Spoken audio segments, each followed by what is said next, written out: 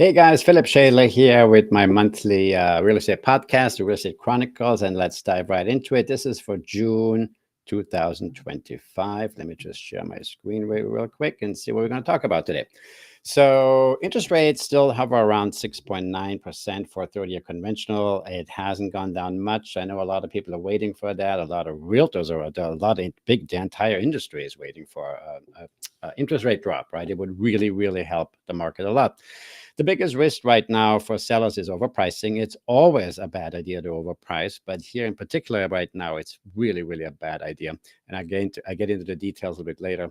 Biggest challenge for sellers right now is finding a willing and able buyer because the buyers are just not really coming out. Again, there are transactions happening in the worst, even in the worst market, transactions are happening, but it's just not as much, right? So that's why inventory is also building up. Seller concession time, for sure. This is the time for seller concession. This is the time for buyers to really step in because if the rates really do drop at the end of the year, you'll have more competition. And right now, you can probably make some really good deals in order to purchase a property.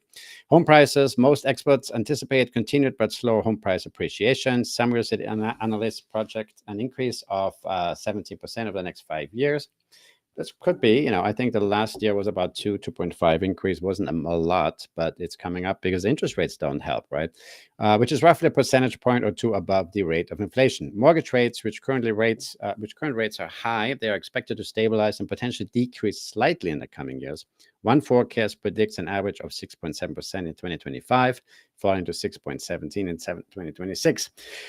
Well, I was really hoping that we would be in the high fives. I'm not sure if that's going to happen, but that would really explode, make the market explode. A lot of people would come forward because they're waiting for the lower rates. Would also probably trigger a lot of refinances.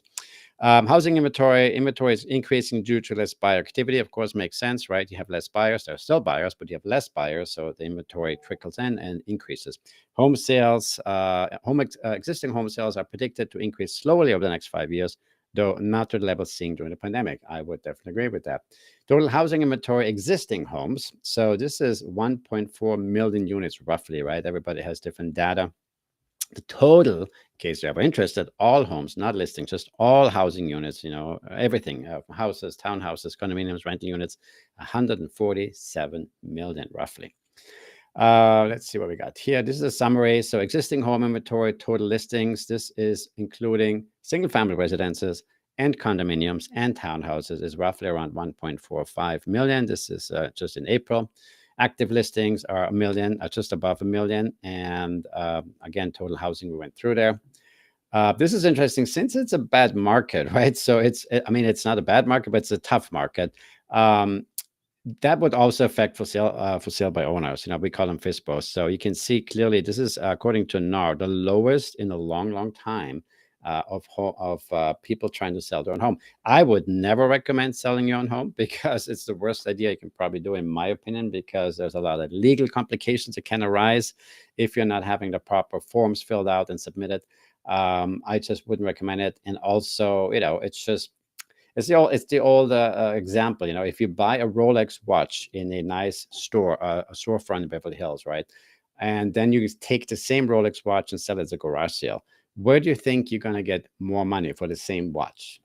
It's just one of those things because when you sell with a real estate agent, you have more advertising. It pushes the listing out much, much further. You have way more eyeballs coming to your listing. So from that point of view, I would definitely never recommend for sale by owner. But again, everybody has to make their own decisions. But that would make sense that the for sale by owner market is decreasing as the market is slouching, right? So it's definitely makes total sense to me.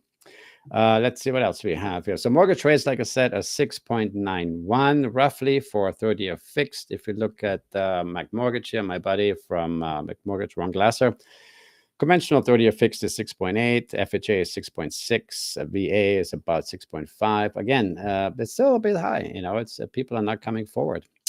This is the housing inventory, single family residences only, about 800,000. I think it is right here, 825,000. And here's the housing inventory active listing count in the United States. This is May 2025. Again, 1 million and just above 1 million. And you can see here, it's interesting. This was in 2017. So we were at 1.4 million listings here, inventory. And then here, look how in 2019, how the pandemic just gobbled up all the inventory. Everybody started buying homes. Everybody thought it was going to crash by buying homes. And now we're starting to increase inventory again because there's less buyer activity. Seller concessions. So my seller, unfortunately, also experienced the pitfalls or downfalls of overpricing, right? Again, I can only educate my sellers as much as I can. I cannot force them to do anything, otherwise they fire me. But it was a situation of overpricing. At 1.1, you can see it right here. We were at 1,110,000 right here. You can see it. And this would have been the price that I suggested from the very beginning. But again, so now we are. And the situation now is that we are now doing seller concession, meaning we have carpet, as you can see here, right? There's all carpet. Oops, let's see. Where is it? Here we go. There's carpet. Carpet. So we're taking that carpet and putting a wood floor in there, which I think will make a big difference because the property is it is a 1981 property original, so the kitchen could be redone, the bathrooms could be redone. But so my seller and I decided we're going to go step forward, give the future buyer, a little bit of a break by putting in a floor, which is probably going to be around $25,000 to $28,000. It's about 1,400. The entire place is 651 square feet. It's in Brentwood. It's one of the most prestigious neighborhoods in Los Angeles, and really, I think it's a great deal. I think it's a fair market value because we're in Brentwood, which you find a 2-bedroom, 2-bath condominium with about 1,651 feet square foot size. For under $1 million, right? It's going to be really tough to find. And the ARV after the repair value. So, for example, let's say you would remodel this entire place, probably around $250,000 to $300,000. You would be an ARV at 1.3, which is the current value of similar properties that are turnkey, that are completely finished, right? That's just something that I would want to point out. Now let's go back to, let's see what else we have here. So this is that. We don't need this. Okay, here's another thing. So here you can see I'm shopping for a buyer, right? I have a buyer client who's looking in the Mountain Gate area and in Sherman Oaks. So I just saw this property literally yesterday, day before yesterday, and it's 87 days on the market. Average days on market now, it's called days active market, DAM. It used to be called DOM. The MLS just changed that. Is about 102 days, I would say. That's what I read. And so roughly average days active on market is about 100 days, which means it's lower, right? I mean, that's not a good thing. So they lowered their price 100,000. Then another property we looked at as well, they lowered their price 300,000 after 45 days. This, I think, is a bit of a sharp drop in a short amount of time. But again, people are looking at the market and realizing nothing is coming in. There's no phone calls. Then you're going to have to do something, especially if you're under a schedule. In other words, you have to sell or want to sell your house within 30 or 60 days. And this is really an important part about it. See, when you have a home for sale, the first 3-4 weeks is the honeymoon period. This is the period where most of the advertising is done, where the excitement is, it's fresh, it's a new property. After 60 days and beyond, it starts getting stale and you get the lowball offers. And this has happened to us, right? I'm just being honest. Why should I lie to you? This doesn't help me or you. So this is just the situation that we find ourselves in. And luckily, my seller decided to agree to my request to put in a new floor because we want to get the buyer go halfway or just meet them somewhere so they don't have as much to do. But now all they have to do is the bathrooms, which is here, the bathrooms and the kitchen, right? That's the only thing they have to do. So this is the property right here.